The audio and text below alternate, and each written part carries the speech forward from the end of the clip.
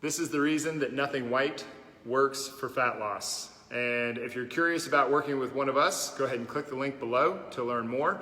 But the reason that Nothing White works is because it gives us some sort of structure. It makes us stop for a second and think about what we're about to consume. And most of us tend to think, oh, I don't want structure. I don't want to be boxed in. I don't want people trying to tell me how to think. But in reality, most of us are begging for some kind of structure if we are not willing to impose that structure upon ourselves.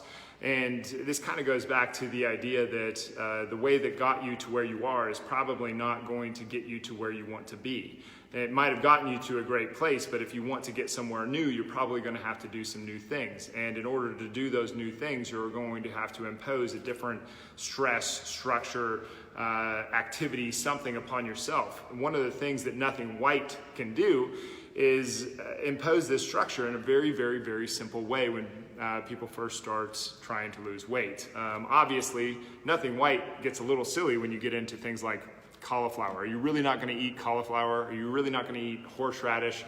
These are white, but most of us, when we think, okay, what in the nutrition world is white? We're like white bread, pasta, potatoes, these really calorically dense things that we have a lot in our daily lives, because most of us, I don't think we really realize how much food we're putting into our mouths in a given day. And what this does, what this structure allows us to do, is just put the brakes on right before we're about to consume something. Is this what I want to consume for the outcome that I want to have 6 weeks, 60 weeks from now?